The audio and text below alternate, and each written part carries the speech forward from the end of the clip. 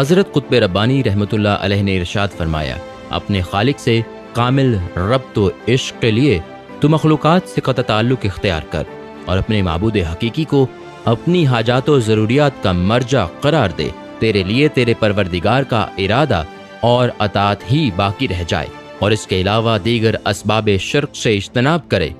ایسی حالت میں تیرا دل نور سے معمور ہو جائے گا اور اس میں غیر اللہ کے لیے کوئی گنجائش نہ رہے گی۔ اس وقت تو اپنے عقیدہ توحید کا خود نگہبان ہوگا اور کائنات میں جو ہستی یا جو چیز بھی تیرے عقیدہ توحید میں خلل انداز ہونا چاہے گی تو اسے نیست و نابود کر دے گا۔ پھر تیری خواہشات نفس بھی تیرے خلاف بغاوت نہ کر سکیں گی اور تو کامل سکون و اطمینان سے زندگی بسر کر سکے گا۔ اس وقت کلام اللہ کے علاوہ کوئی کلام تیرے لیے قابل سماعت نہ ہوگا اور مشاہدہ ذات واحد کے علاوہ دیگر چیز تیرے لیے قابل مشاہدہ نہ ہوگی۔ نیز تو جس کی اطاعت و پیروی کرے گا وہ صرف احکام الہی کی پیروی ہوگی۔ تیرا ہر قیام اور ہر فعل اسی کی رضا کے تحت ہوگا اور اس کی تعمیل میں تو صبر و استقامت سے کام لے گا۔ جب تجھے یہ رتبہ حاصل ہوگا تو تیرے قلب میں یقین و اطمینان کا محافظ خود اللہ تعالیٰ ہوگا اور تجھ پر حقیقت و توحید کے معارف آشکار کر دیے جائیں گے۔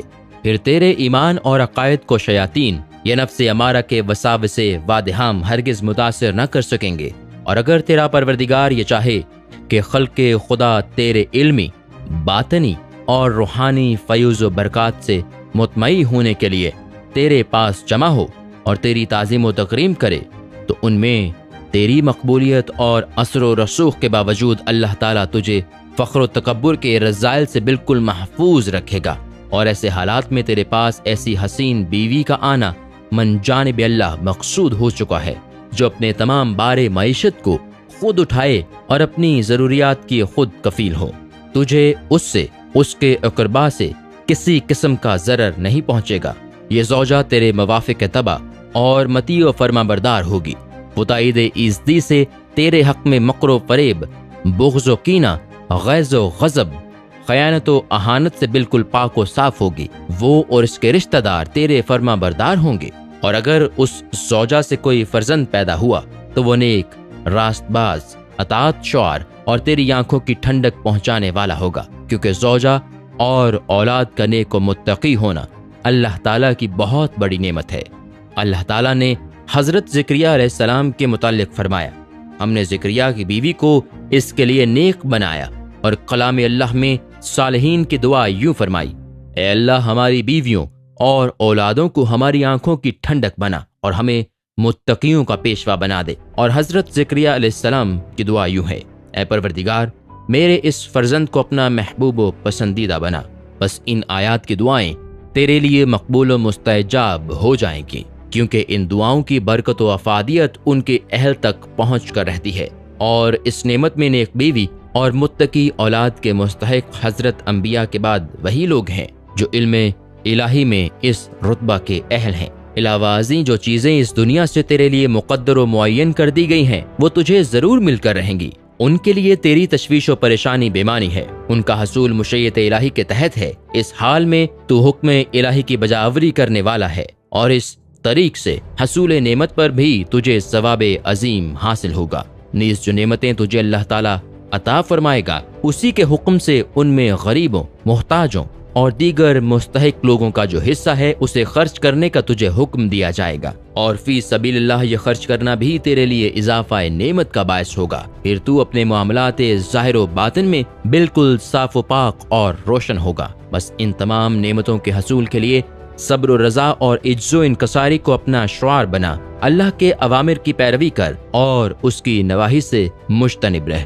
اس کی برکت سے تو تمام مصائب و معاصب سے محفوظ رکھا جائے گا، اور سکون و قلب کے تمام ذرائع تجھے مہیا کیے جائیں گے۔ تجھے اللہ تعالیٰ کی رحمت کاملہ ڈھانپ لے گی اور جہل و باطل کی تاریکیاں تجھ سے رفع کی جائیں گی۔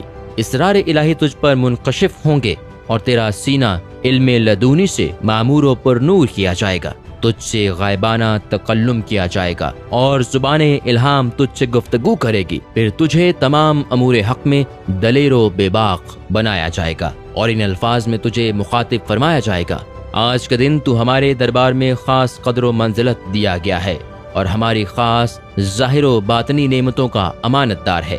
بس اس وقت تو حضرت یوسف علیہ السلام صدیق کے حال پر غور و قیاس کر، جبکہ وہ شاہ مصر کی زبان سے انہیں الفاظ کے ساتھ مخاطب کیے گئے تھے اور بولنے والی زبان بادشاہ کی تھی، لیکن حقیقت میں اس صاحب صدق و معرفت سے خطاب کرنے والا اللہ تعالیٰ تھا۔ پس حضرت یوسف کو صداقت و دیانت اور تقوی کے باعث ظاہری طور پر مصر کی سلطنت اور باطنی طور پر اقلیم و علم و معرفت کی سیادت و قیادت عطا فرمائی گئی تھی۔ اللہ تعالیٰ نے فرمایا، ہم نے اسی طرح یوسف کو اپنی زمین میں قدرت و حکمت عطا کی کہ وہ جہاں چاہتے تھے قیام و اختیار کرتے تھے، اور ان کی باطنی صفات کے متعلق فرمایا، ہم نے یوسف کو صراط مستقیم پر ثابت قدم رکھا تاکہ ان کی خواہش و معاصی کو قریب نہ آنے دیں۔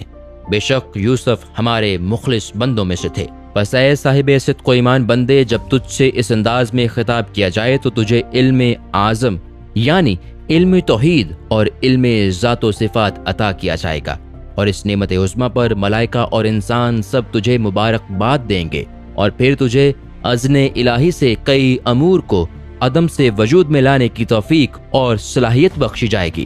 حضور خداوندی سے دنیا میں تجھے عزت و قیادت حاصل ہوگی، اور عقبہ میں دیدار الہی سے مشرف کیا جائے گا جس کی کوئی غایت و انتہا نہیں۔